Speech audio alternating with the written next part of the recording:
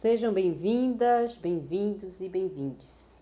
Eu sou Beatriz Gonzalez Lagos, sou uma mulher branca, de 46 anos, tenho cabelo castanho, comprido, liso, estou vestida com uma roupa branca, estou em uma sala e atrás de mim há uma parede branca. Venho com muita alegria apresentar o projeto Podcast com Vovó Cici, Memórias da Cultura Afrodiaspórica da Bahia. Este projeto foi contemplado pelo Prêmio Riachão, Projetos de Pequeno Porte, da Fundação Gregório de Matos, Prefeitura Municipal de Salvador, por meio da Lei de Emergência Cultural Aldir Blanc, destinada pela Secretaria Especial da Cultura do Ministério do Turismo, Governo Federal. Neste projeto, apresentaremos em 4 episódios a conversa entre Vovó Cici, Nancy de Souza e Eduardo Henrique Oliveira sobre a cultura afrodiaspórica da Bahia. Vovó Cici é uma exímia contadora de história dos orixás e histórias da Bahia. Ela é bome do terreiro Ileaxel Poganju, filha de Oxalá e Apetebi Ifá, mestra e sábia da cultura afrodiaspórica, mulher letrada, culta e amante da leitura.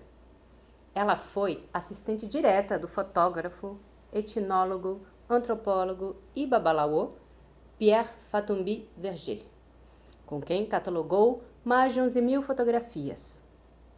Ela trabalha no Espaço Cultural Pierre Verger com pessoas que realizam pesquisas e como contadora de histórias.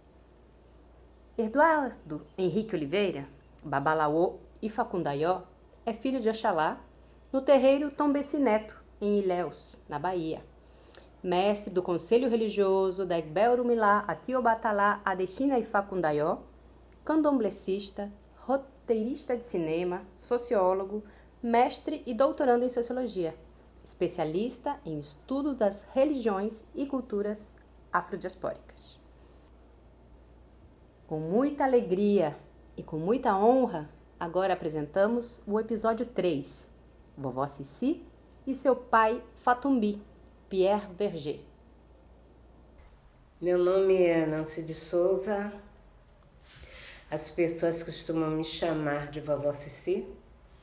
Tenho cabelo curto grisalho, uso óculos, sou negra, estou vestida com uma roupa branca com pontas de orixás no pescoço.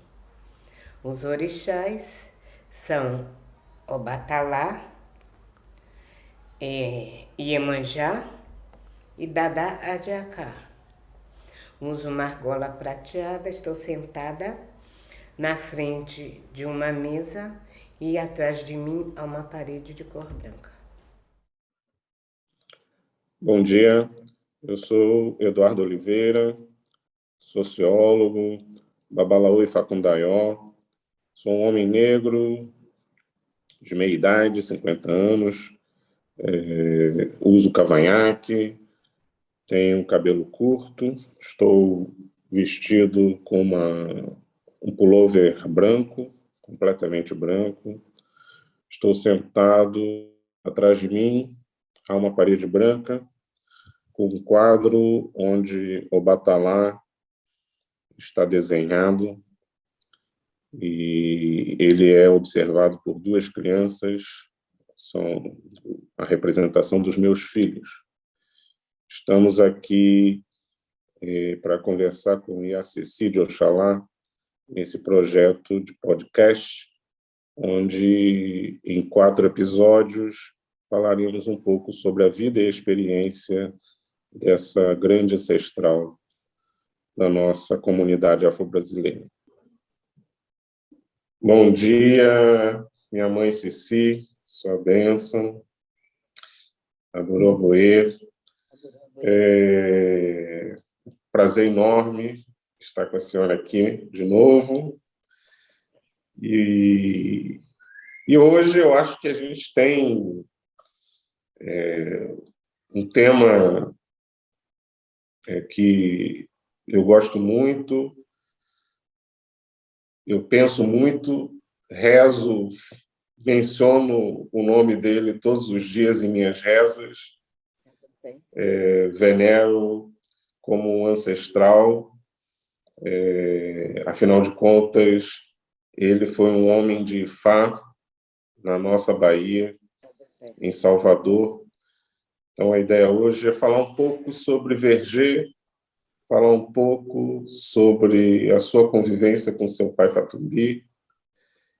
E eu começaria mencionando que tive contato com a obra de Verger, se eu não me engano, em 1996 eu vivia nos Estados Unidos e trabalhava na Universidade de Maryland, e, para minha surpresa, o segmento de obras em português da biblioteca da universidade era imenso, e tinha um livro, o livro Orixás, bem destacado lá, e aquilo que me fisgou primeiro nesse livro de Verger foi a fotografia, a qualidade e a profundidade do olhar do fotógrafo Verger. A senhora conheceu todas as dimensões dessa pessoa, né? Conviveu muito tempo com ele e pode certamente também nos falar disso, porque lembro que quando tive com a senhora aí na fundação, a senhora sabia exatamente a história de cada fotografia e contava coisas que me impressionaram muito sobre esse percurso, né, desse olhar generoso, curioso, acima de tudo. Então, como a senhora conheceu Pierre Verger, mãe Cecília? Bem, a primeira vez que eu ouvi falar no nome dele, eu era muito jovem, e a pessoa que mais tarde seria meu pai pequeno, na minha iniciação, muitos anos depois, fazia medicina. E ele tinha o hábito de frequentar sebo, livraria sebo. Então, nós fomos um dia e descobrimos uma edição do livro Dieu d'Afrique, original, com fotografias coloridas. Muito raro. Ele gostava de preto e branco. Então, o livro devia ter passado por mãos de outras pessoas, e quando abrimos, ele quase desmontou. Mas então começamos a observar, um lado em francês, outro lado em português, e o que aconteceu? Aí começamos a ter a nossa atenção, a curiosidade dele. Mas isso foi nos anos 65, 70. Porque primeiro eu conheço a obra dele, não ele, a obra. E eu ainda não era feita de orixá. Eu ia ver candomblé. Então, antes de eu fazer orixá, eu já conhecia a obra dele, começou a me chamar a atenção. As comparações. E eu ia aos candomblés. Então foi quando eu comecei também a ler as obras de Jorge Amado, que fala de Ojobá. Sim. É impressionante. Depois da própria boca de Fatumbi, muitos anos depois, ele vai me contar o segredo do encontro, como foi que ele se tornou Jobá e como isso aconteceu. Então, foi o primeiro momento, a obra dele, o livro Dieu d'Afrique. Comecei a acompanhar e ler Jorge Amado e começamos a falar de orixá. Agora, muitos anos depois, 1972, eu faço orixá. 1973, eu estou no Rio de Janeiro, na casa de Omindareuá, Gisele Corsadunum, uma mulher de Iemanjá, Quando eu Iaú com o cabelo do tamanho do que está agora, eu estou numa árvore, subo numa árvore e eu estava com fome. Comecei a catar caqui. Tinha um enorme pé de caqui. E o caquizeiro, ele é uma árvore baixa e larga. Então eu subi, fiquei comendo caqui. Nisso, a carroça dela era imensa. Entra uma embaixada, eu tive que ficar como eu estava. A embaixada que eu disse pessoas de origem, eram iorubás, de origem iorubá. Meu pai Fatumbi, Omindariuá, Obaraim, uma série de pessoas entram e vão para o barracão dela, onde ela recebia as visitas. E esse pé de caqui era entre a casa dela e o barracão. Eu fiquei com uma estátua. E eu lembro que eles passaram falando com o outro, eu quieta assim, olhando para ele, eu vi quando ele fez assim para mim.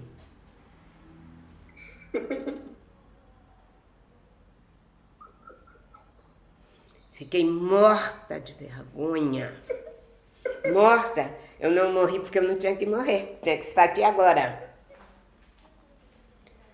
Uma vergonha, uma vergonha.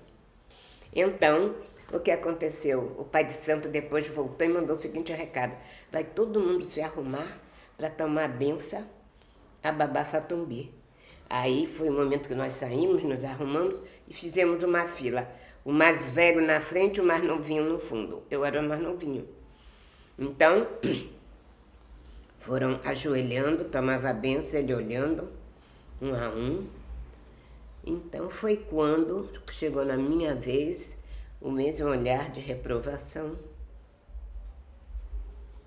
Aí eu cheguei baixinho e perguntei, eu posso fazer uma pergunta ao senhor? Baixinho, toda encolhida. Ele disse, pode. Existe algum orixá que mora nas árvores?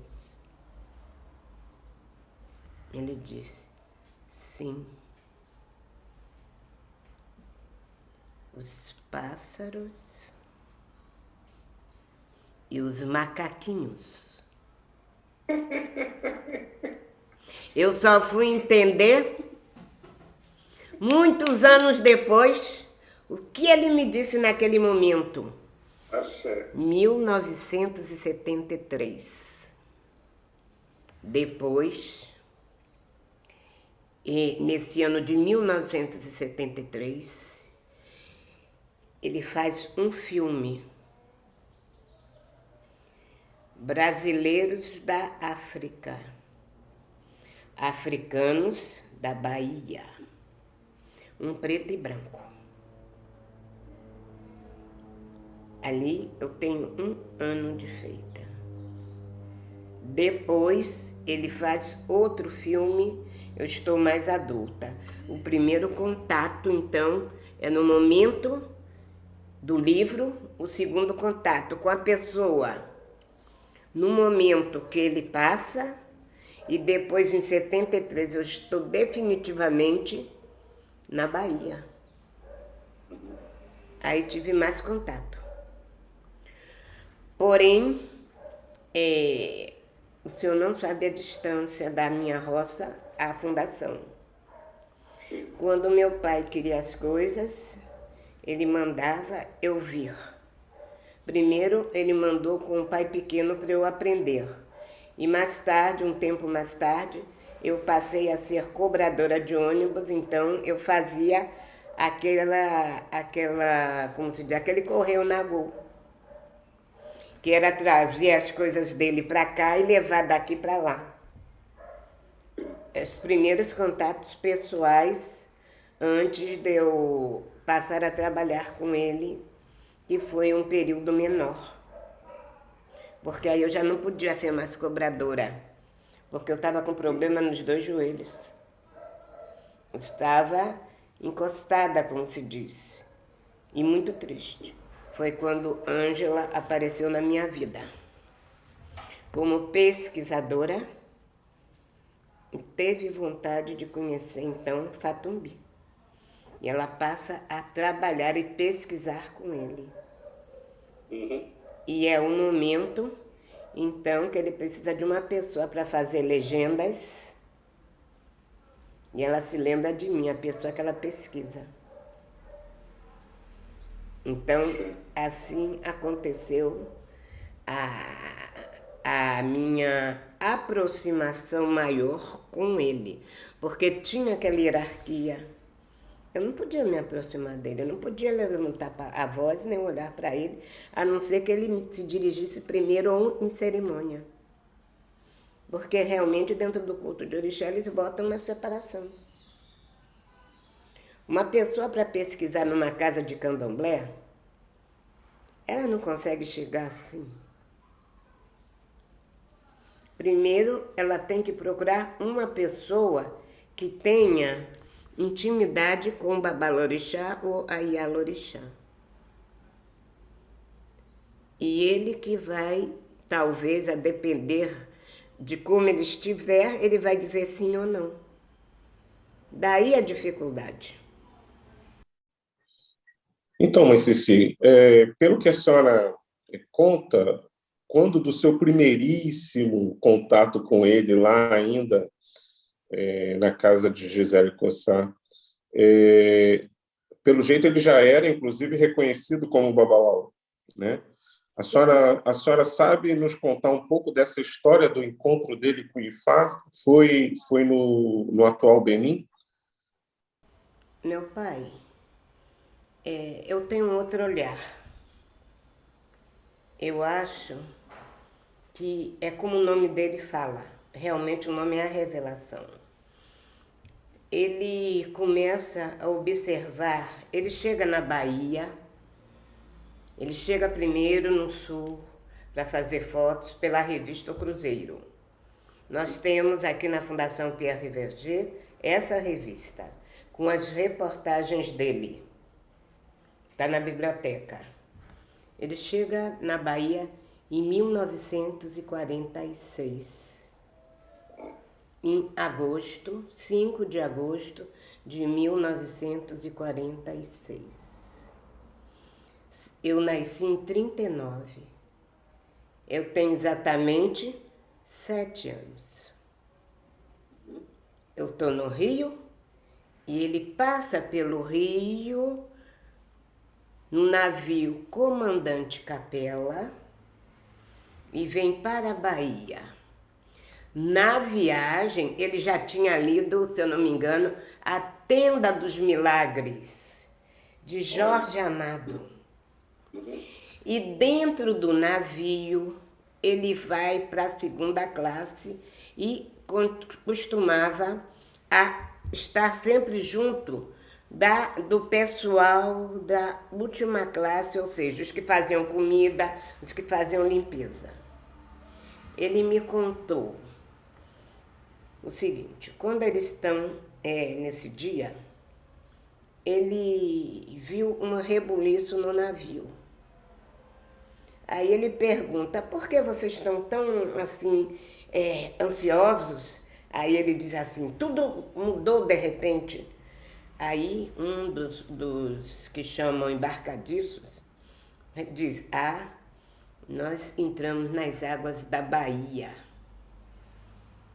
E agora tudo modifica, inclusive a comida, porque os navios tinham muito isso. Aí ele fica curioso. De onde ele está, ele sobe e vai observar os outros. E nos passageiros que estão começando a divisar a Baía de Todos os Santos, da popa do navio Comandante Capela, ele conhece 2 professores que tinham ido estudar no Rio. E entre eles tem um grande historiador. E então começa a falar da Bahia. E ele finalmente começa a ver a Bahia. Quando entra, ele se emociona. Porque ele começa a lembrar do que ele tinha visto e lido. Só quem pode, quem lembra a emoção dele. A partir daí, dizem, aí já é uma história, que ele foi levado ao Ilê Axé Opoafonjá. E existe uma tradição no Ilê Axé Opoafonjá, dia de quarta-feira, se faz um amalá para Xangô. Então, esse amalá acontece pela manhã e se oferece orobô para Xangô e se faz as perguntas. Então, de manhã cedo, quando Mãe Senhora, que era a Ialorixá da época, vai conversar com Xangô através do orobô sobre o que Xangô tinha para dizer, que recado tinha para mandar, que laço de recado. Então, ele diz que naquele dia ia chegar um filho dele que vinha de muito longe. Só isso. Então, ela faz a cerimônia normal e ela lembra que ia chegar. Ora, o pessoal do Opoafonjá começa a chegar, as pessoas de fora de manhã cedo. Então, ela foi, se arrumou toda, que ela era muito vaidosa, e se sentou numa cadeira que tem na varanda da casa de Xangô. E ela ficou ouvindo as pessoas que chegavam, e o tempo foi passando, ela não via ninguém similar ao que Xangô tinha falado. Poderia ser já quase 11 horas da manhã, quando ela disse, eu vou me levantar daqui. E quando ela se levanta, que ela olha para a entrada, ela vê duas pessoas conhecidas e uma estranha. Diz que as duas pessoas conhecidas é meu pai Caribé e meu pai Jorge Amado. E ela então vai rápido na casa de Xangô, pega o orobô e pergunta se a pessoa estranha era que Xangô falou, Xangô dela fia. Então ele chega. Então eles começam a falar. Aí é uma conversa para uma tarde. Ele falando, contando. Então o primeiro momento dele é dentro do Ilê Axé Opoafonjá. E ele toma uma grande amizade à Mãe Senhora. O primeiro momento que dá para Fatumbi é o olho. Sim, o olho, olho do rei. que vai ser traduzido na máquina fotográfica. O primeiro caminho que Fá vai fazer ele encontrar Ifá vai ser através do olho e da máquina fotográfica, aonde ele vai começar a registrar o que ele não sabe, mas que Ifá sabe. E a cabeça vai levar ele aonde Ifá quer que ele ande. Ele não sabe, mas a cabeça o Ori sabe. Ifá sabe. Hoje eu aprendi isso. A partir do momento que eu entro para o culto, eu vou compreender. É um tipo de compreensão diferente do culto de Orixá. Sim. Olha o que Fá faz. Leva um livro dos muitos que ele tinha lido, leva ele um caminho dos muitos que ele passou antes, porque ele começa a fotografar muito cedo. E principalmente ele sai pelo mundo a partir do momento que ele perde os pais. Então o senhor vê todo o enredo do Ori, primeiro orixá, que nasce de Ori Ifá diz que Orim já escolheu o caminho do corpo que ele vai habitar. Por isso, não importa a cor. Isso é só uma coisa dessa vida. Que Ifá é muito antes da vida. Ifá, Olodumare, o orixá, é antes do ser humano. Então, através dessa história, a gente começa a entender que é difícil para as pessoas do culto de orixá. Não sabe o tamanho.